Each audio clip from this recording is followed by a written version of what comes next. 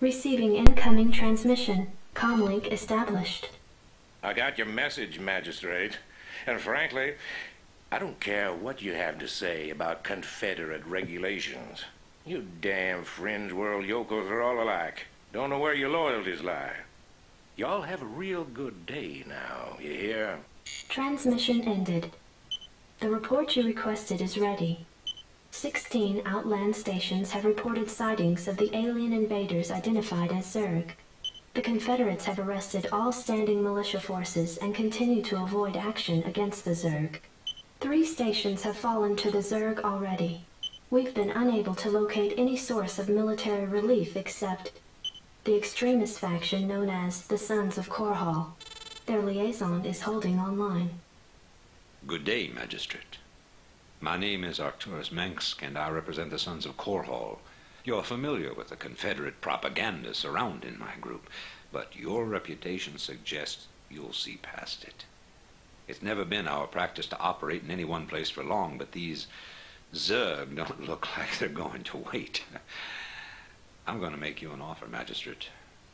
I'd like to help you out by sending down a number of transports to your colony and evacuating any survivors. You know, of course, that my organization operates outside the bounds of Confederate law. That's why they spread their lies and misinformation. If you decide to accept our help, you'll be branded as an outlaw, too. But it's a chance to save those people. Time to make a stand, Magistrate. Ending transmission. Priority alert. Evacuation zone under attack by Zerg forces. Distress beacon activated at 12:20. Okay. Hey, this thing's on fire! You ought to send an SCV out here to repair it. You can fix my bike up too while he's at it. Okay, so if you're wondering why I just did that, lifted off a building, the liftoff command is very underrated because you're repositioning your base. It's really awesome. I mean, you can't do it for all of your buildings, but I wanted you to notice. Things get too dicey. I wanted you to notice how the command center was like way over here when it didn't need to be, Good to go, sir. and how I just don't like the old map design sometimes because, like, in a couple of the later maps, the mineral field and the Vespian geyser are on opposite ends of your base, and it's infuriating. Like, I can't even express. I don't even know how to tell you how it frustrates me sometimes, because Starcraft time is everything, and if your SCVs cannot shuttle resources efficiently, you're done, son. And also, speaking of time, we have a limited amount of time in this mission. A limited amount of time for what, you ask? A limited amount of time to turn the mission objectives upside down on their head. Because you know what? We're not just gonna hide in our base. We're going to go attack them! Not yet, of course, because we have to build up our army, but... You know, very quickly, well, maybe not quickly, we're going to be moving out to attack their base.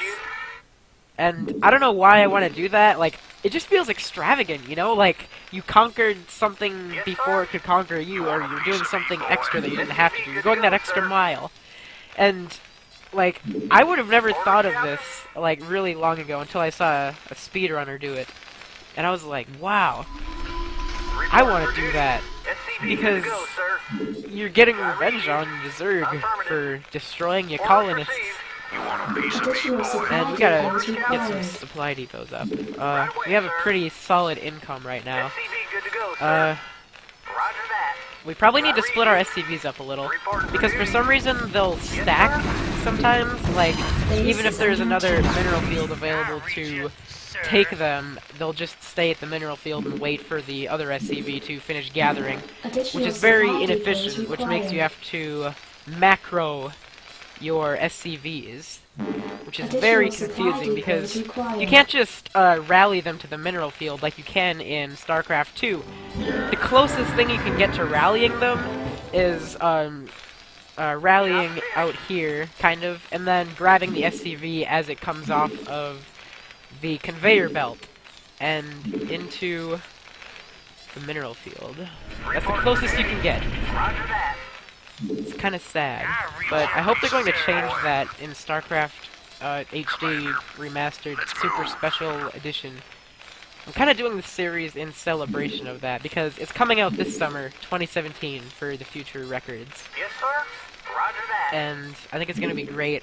It looks great because everything looks 3D, even though they're still using the same 2D engine.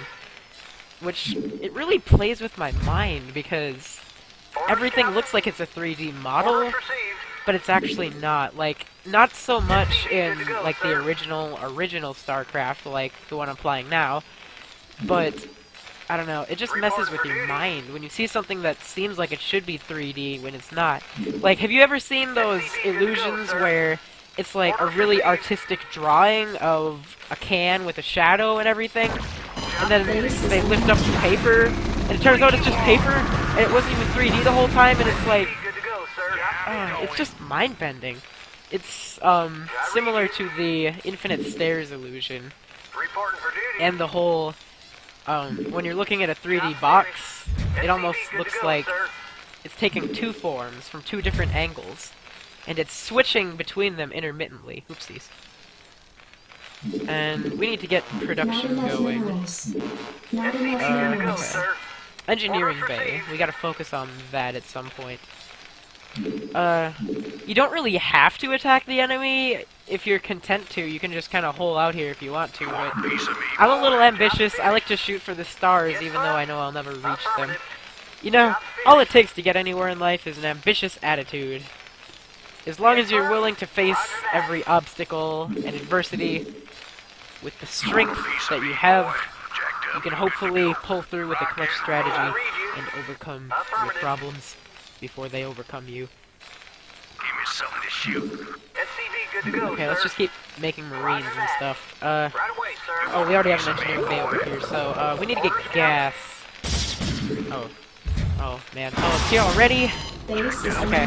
I probably should have built, a missile turret right there. And, yeah, but that's okay. Normally you can build a missile turret up there because this is a scripted attack. The Mutalisk will always, come to you from that angle. So if you were to build a missile turret, like, right about here, I mean, like, they're probably going to attack from this angle again.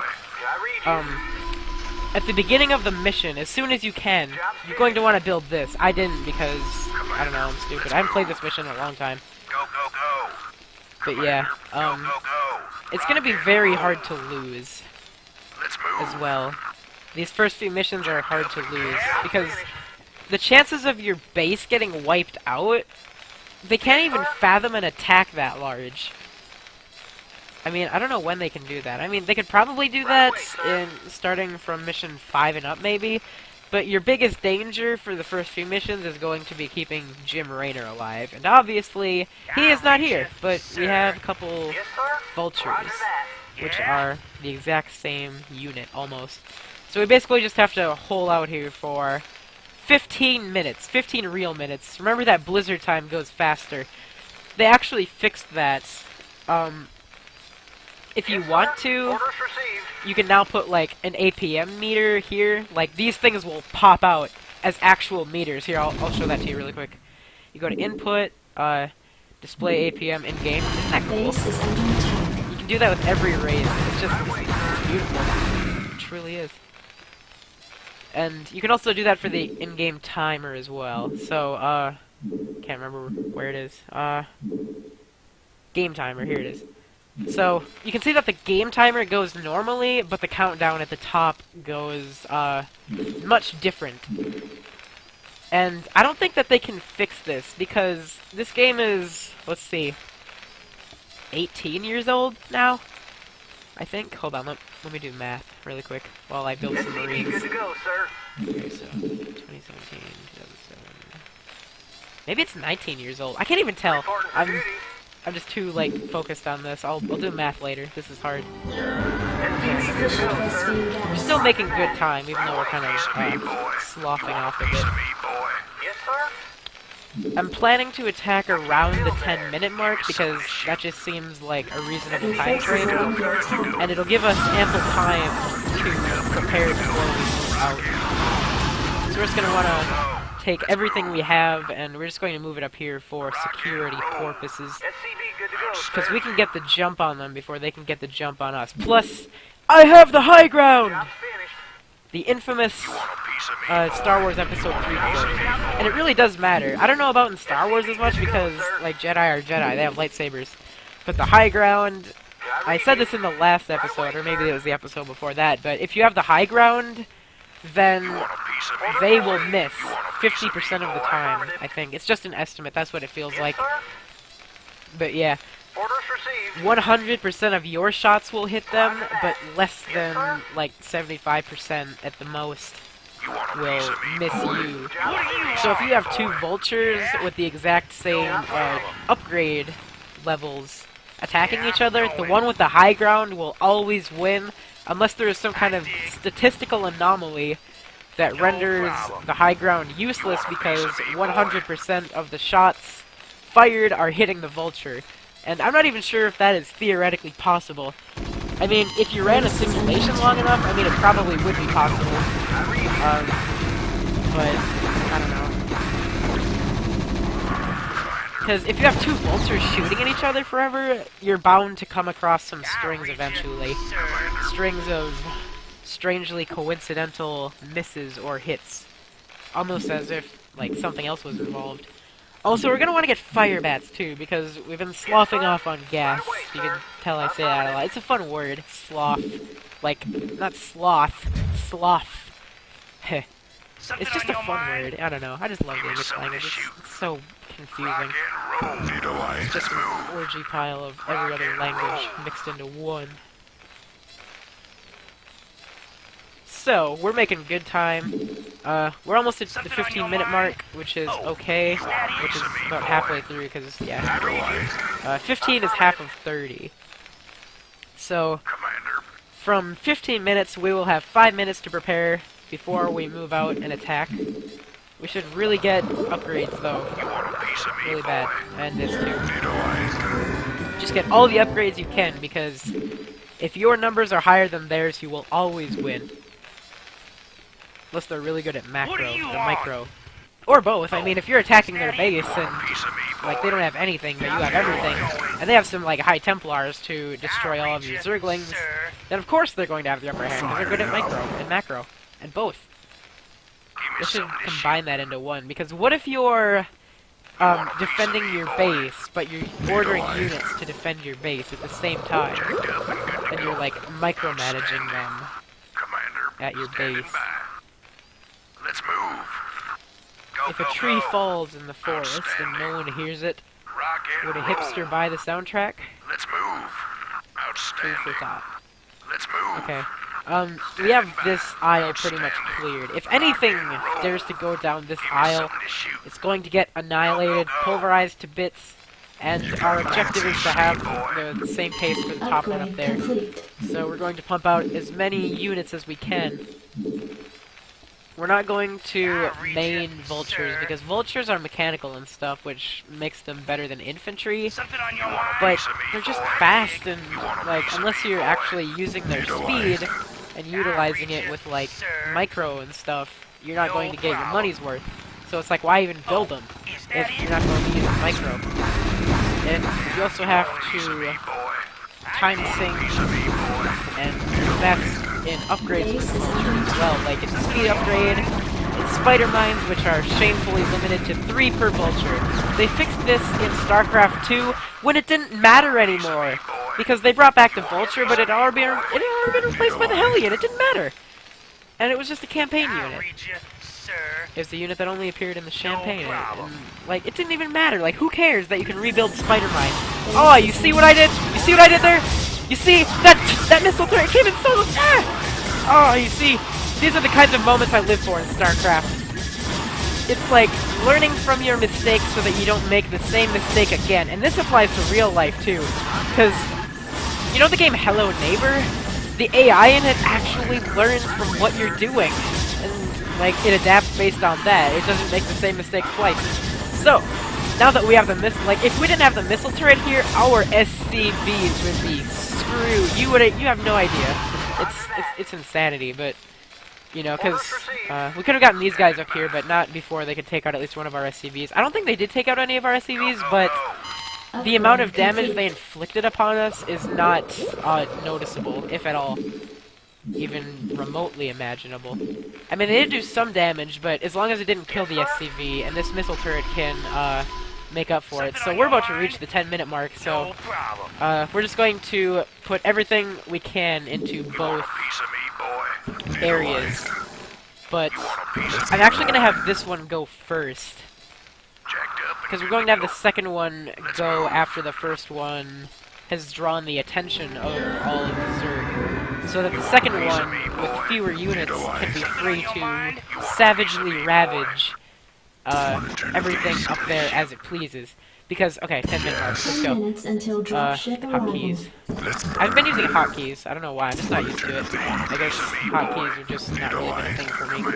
Because, I don't know. Forces are under I just attack. like playing Brood War because it's just one of those games you can just kind of lay back and chill, and you don't need to have your hand on the keyboard at all times. I mean, unless you're trying to be like super MLG pro, but these are the first few missions, Forces remember? are under attack. Nothing really matters yet, but we can still do some clutch macro if we want, and hotkeys. The thing I really do not like about Brood War is, okay, you see that I'm hovering over the SCV's icon? Do you see the problem there? Research complete. No, it's not that it costs 50 minerals. It's not that it costs one supply. SCV is its own Your forces are canonical under thing, you know? attack. So, the problem there is with the S. Now, if we press the S, it builds an SCV. Now, that should be simple, right? But then you have, like, units with the same forces first are letter under overlapping each other, like Marine and Medic, and then you have to take a guess or actively hover over the hotkey. And with, like, Starcraft 2, you can just do the grid hotkey. It's not that big of a deal. Your forces Which are means under that attack. the SCV would be Q, the Comsat station would be Z, or Z for my non-American viewers. And, yeah, so we're basically just savagely ravaging their base, man. Your forces are Get under my attack. mouth a break. I'm doing this for too long. But yeah, irregardless of how much damage you do to their base, is not going to end the mission early, unfortunately. So, no matter what you do, you're just going to be stuck there, waiting, doing nothing. No matter what you do. So I guess we could occupy that time to give us a better score. Which, well, it just makes the dinger roll a little longer. And that's satisfying to me for some reason. Just hearing that, it's like the manifestation of your progress. And these overlords are very... Oh, we gotta deal with these first before we deal with anything else. But yeah, the overlords are very slow. They're basically flying supply depots, if that makes any sense. But overlords in StarCraft 1 were so overpowered because they acted as detectors, they acted as dropships, they were the perfect scouts. They were just all around great, and you could make an unlimited amount of them because, like, think about this. You can't, like, you can make infinite supply depots if you want. I mean, you're eventually going to run out of room, but long before then you're going to reach your maximum supply limit, and you won't need them. But with the Zerg, you can completely foil a Protoss if they're trying to use cloak units, just by overbuilding overlords if you have enough minerals to spare. But yeah, they changed that in StarCraft 2 because that seemed like a very, like, overpowered thing. And it just makes a whole lot more sense, you know? Like, Overlord's a basic unit, and then you can upgrade it into an Overseer. It just makes sense. It was just so overpowered in the first game, and it was just so, like, cost-effective, too, because... I don't know. Basically, anything cloaked 5 would minutes never until work on a dropship dedicated arrival. Zerg. Because they would just have Overlords there to ruin your day. And I think we've reached the capacity of what we're able to destroy. Oh, not yet, I guess. They don't pose a threat anymore at the very least. So, if we wanted, we could theoretically just unpack and enjoy our lives in Marsara. Your forces are under I guess attack. until more Zerg came and reinforced the position and overran it. But as long as we got enough Marines in place, like, they just have a disadvantage, because if your numbers are greater than theirs, this applies to upgrades and strength in numbers in general. If your numbers are bigger than theirs in pretty much every way, you're gonna win. You're just gonna win. That's just how it's gonna be. So, let's see. Yeah. The map is pretty much desolate. We have nothing left to do. You want a piece of me, boy? And Marines are still being built. And we're just gonna keep, well, I don't know if we should. Doesn't really matter. So yeah, Something to shoot. as for the future of this series, I'm definitely going to play through all of StarCraft 1. Because I believe that anyone can beat StarCraft 1. Like, even you can. Even if you've never played StarCraft a day in your life. Right away, sir. StarCraft 1 is so accessible to the general public that anyone can just get into it and start doing it. Brood War, on the other hand, oh, like, I've beaten Brood War before. I did that last summer. It was my greatest accomplishment. I'm frankly really embarrassed of that, but I'm really not, though, because I beat Brood War, and that's an accomplishment. Every small thing in life should be cherished as an accomplishment. Good to go. Even if it's small. Like if you remember to brush your teeth or something. Commander. But yeah, I beat Brood War once. The only thing I'll say about its difficulty is Zerg 8 of Brood War. That's all I'll say. Because that speaks for itself. Because if you try and do the 8th mission of, 8th Zerg mission on Brood War, you're gonna have a bad time. Like, when I played through it for the first time, I tried so many things, I wasted so many hours. I was this close to giving up, but I didn't. Because I could cheese. And basically what I did was, I just made a bunch of Ultralisks and flew them over directly to the Overmind and killed it that way.